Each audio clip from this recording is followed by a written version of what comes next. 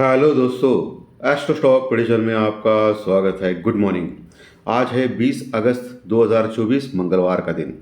Pre market report मैं प्रस्तुत कर रहा हूँ। सुबह के लगभग 7 बजे है। मार्केट शुरू होने के पहले कौन से संकेत इंपॉर्टेंट है, कौन से लेवल्स इंपॉर्टेंट है, कौन से स्टॉक्स इंपॉर्टेंट है, इन सभी के बारे में हम लोग डिस्कस करेंगे। शुरू करने से पहले चैनल के डिस्क्रिप्शन बॉक्स में बिलो द टाइटल डिस्क्लेमर रखा है, इसको कृपया पढ़ी जानिए। एज पर डिस्क्लेमर, ये एजुकेशनल प्रोग्राम है। इसके तहत जो भी मैं बोल रहा हूँ ये मेरी पर्सनल राय है, मेरी खुद की राय है। आपके प्रॉफिट या लॉस, लाभ या हानि के लिए मैं और मेरा चैनल जिम्मेदार नहीं रहेंगे, रिस्पॉन्सिबल नहीं रहेंगे। ये प्लीज़ नोट करके रखिए। मेरा एस्ट्रो स्टॉक प्रेडिक्शन चैनल केवल और केवल सिर्फ और सिर्फ यूट्यूब पे ही अवेलेबल है, बाकी कहीं भी नहीं। ये भी नोट करके रखिए। चलिए दोस्तों, शुरू करेंगे। दोस्तों, कल हमारा मार्केट तो टोटली फ्लैटिश टाइप क्लोज हो गया था। निफ्टी लगभग 30 पॉइंट प्लस में क्लोज हो गया था, 24,570 के पास, 24,570 के पास। और वही बैंक निफ्टी लगभग 150 पॉइंट, 150 पॉइंट माइनस में क्लोज हो गया था, 50,370 के पास, 50,370 के पास। लेकिन कल अमेरिकन मार्केट ने लगातार तेजी हो गई और कल अमेरिकन मार्केट लगभग 236 पॉइंट, 236 पॉइंट प्लस में क्लोज हो गए और लगभग ऑल टाइम हाई के पास पहुंचे हैं। ऑल टाइम हाई कितना है उसका? ऑल टाइम हाई 41,300-400 के आसपास है और वही पहुंचे हैं दोस्तों लगभग। ओके, 41,000 के पास पहुंचे हैं। सो अमेरिकन मार्केट में लगातार तेजी चल रही है। इस कारण चल रही है कि फेड रेट ऑफ इंटरेस्ट घटाएगा और शुक्रवार के दिन फेड के चेयरमैन भी बात करेंगे उसके बारे में। बाकी यूरोपियन इन्फ्लेशन फिगर की अभी वेटिंग चल रहा है और वो आएगा फिगर बाद में। बट माहौल अच्छा चल रहा है वर्ल्ड मार्केट के लिए, सभी मार्केट के लिए माहौल अच्छा चल रहा है।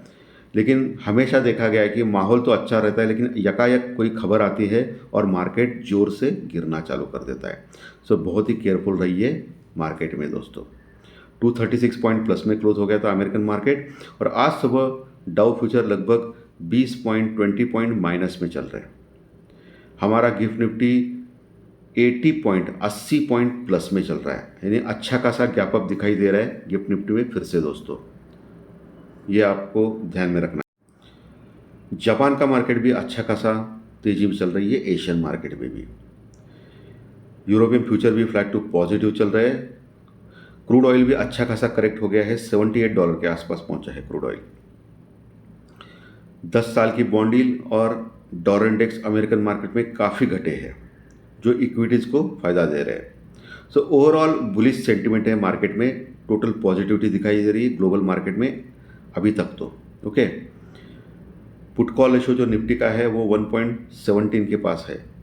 जो कल ज़्यादा था वो थोड़ा घटा है क्योंकि मार्केट में कल टाइम पास था, साइडवेज मार्केट था, इसलिए घटाया ऑप्शन के प्रीमियम, इसलिए 1.17 तक है, लेकिन अभी भी थोड़ा ज़्यादा है।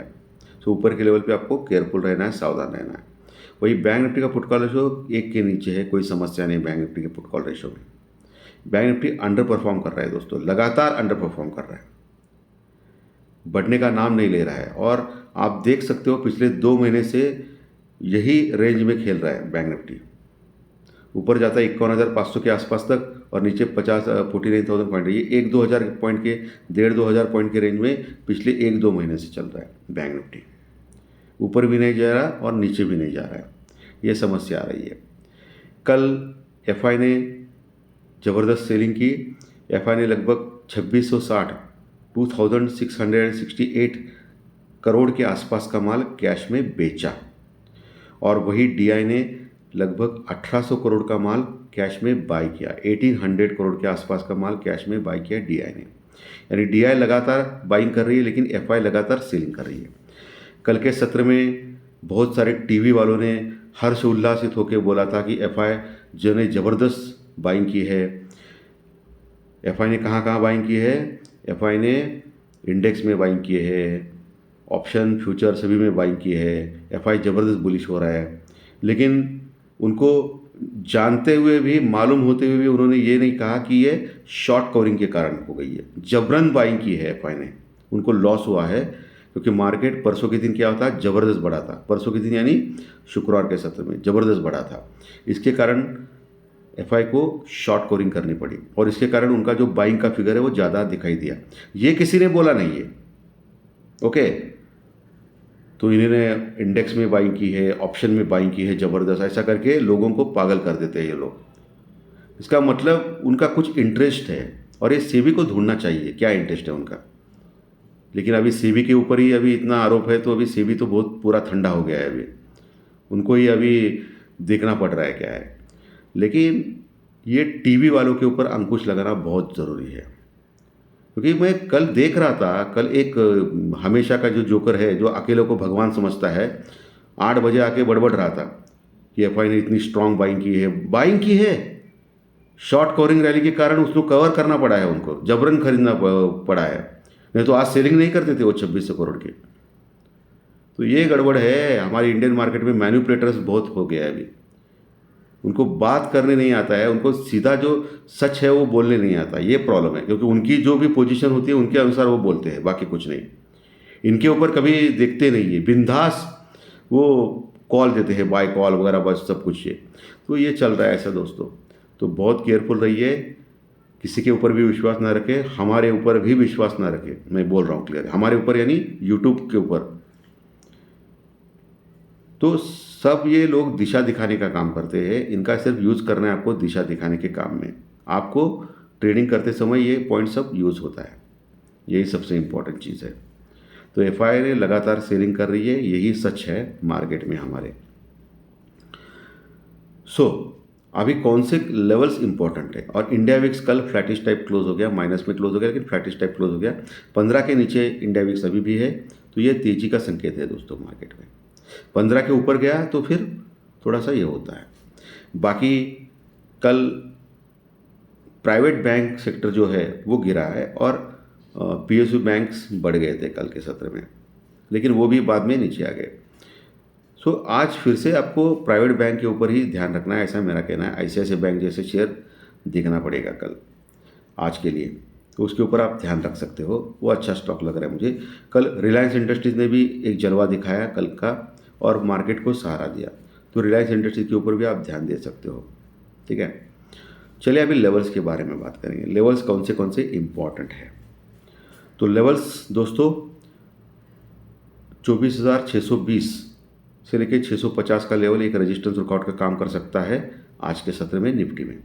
24,620 से 650 का लेवल अभी गैप अप दिखा रहा है 80 पॉइंट का, यानी हम लोग ओपन होने जा रहे हैं 24,650 के ऊपर, 24,650 के ऊपर, यानी इंपॉर्टेंट रेजिस्टेंस के ऊपर हम लोग ओपन होने जा रहे हैं। ये अच्छी बात है निफ्टी के लिए। अगला जो टारगेट या रेजिस्टेंस या रुकआउट रहेगा वो 24,720 के आसपास रहेगा, 24,720 के आसपास। तो वहाँ आपको थोड़ा सा केयरफुल रहना है।